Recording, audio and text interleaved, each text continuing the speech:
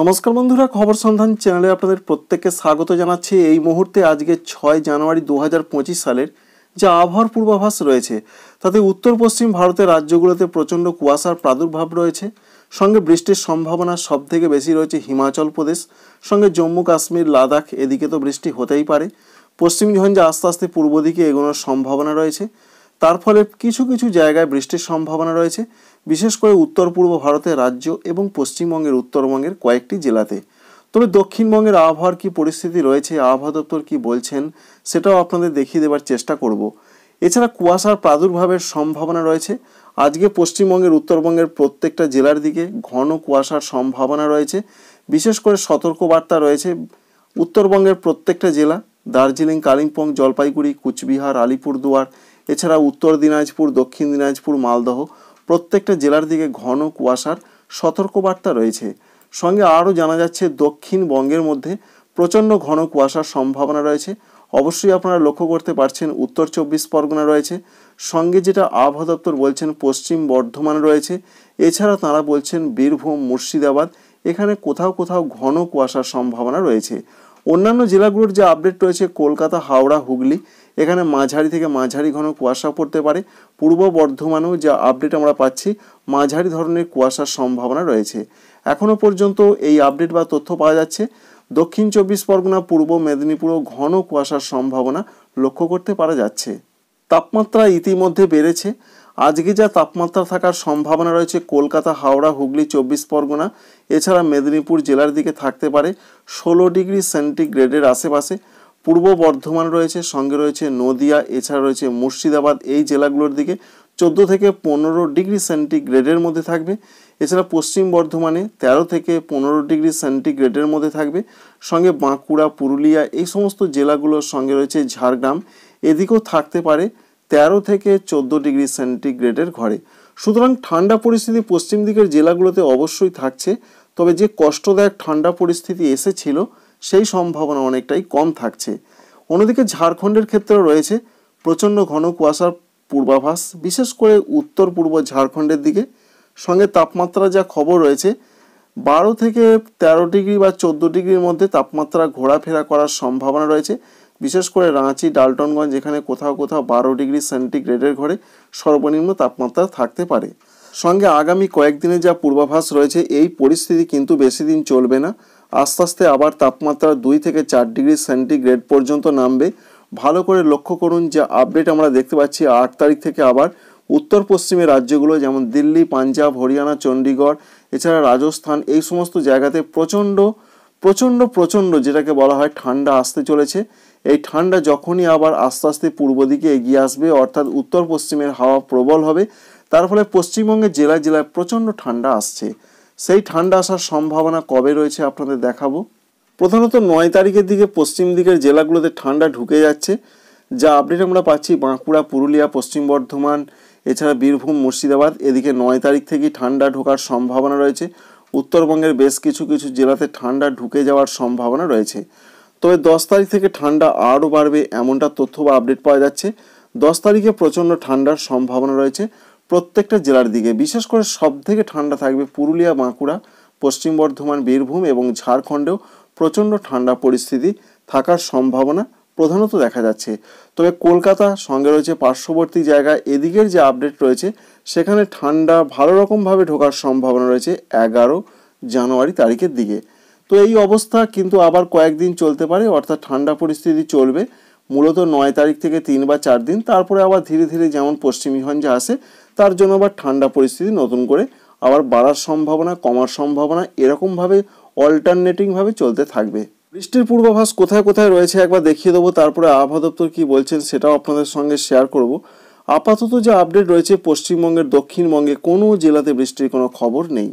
কলকাতা, হাওড়া, হুগলি, 24 পরগনা, মেদিনীপুর, ঝাড়গ্রাম, বাঁকুড়া, পুরুলিয়া, পূর্ব বর্ধমান, পশ্চিম বর্ধমান, নদিয়া, বীরভূম, মুর্শিদাবাদ কোনো জেলাতে বৃষ্টি হচ্ছে না। তাই দক্ষিণবঙ্গের জন্য কোনো বৃষ্টির পূর্বাভাস নেই, ঝাড়খণ্ডের দিকে কোনো বৃষ্টির পূর্বাভাস নেই।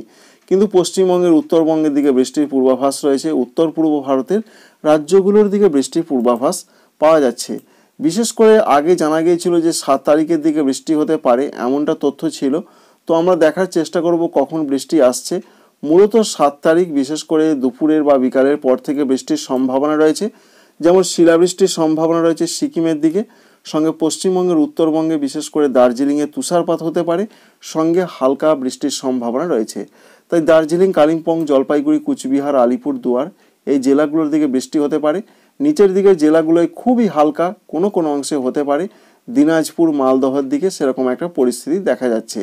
অন্যদিকে উত্তর পূর্ব ভারতের রাজ্য যেমন রয়েছে আসাম, মেঘালয়, এছাড়া অরুণাচল প্রদেশ, এদিকেও বৃষ্টির সম্ভাবনা রয়েছে।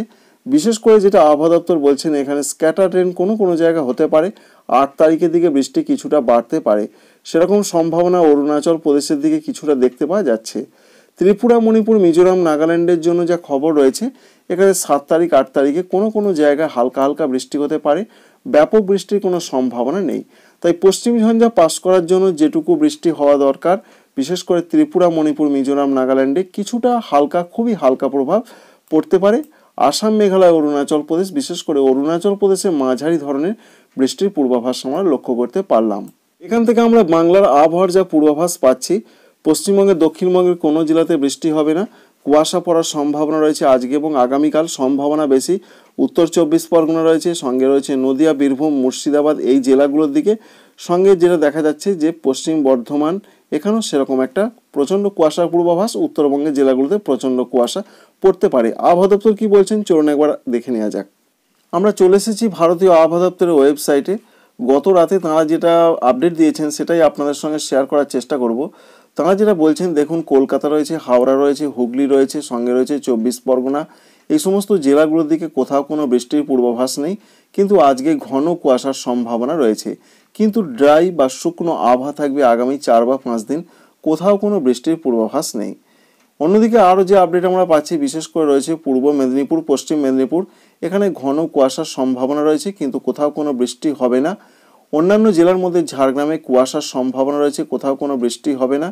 এছাড়া পুরুলিয়া রয়েছে, সঙ্গে রয়েছে বাঁকুড়া রয়েছে, পূর্ব বর্ধমান রয়েছে, এখানেও কোথাও কোথাও মাঝারি থেকে ঘন কুয়াশা আসার সম্ভাবনা রয়েছে, কিন্তু কোনো বৃষ্টির পূর্বাভাস আপাতত নেই।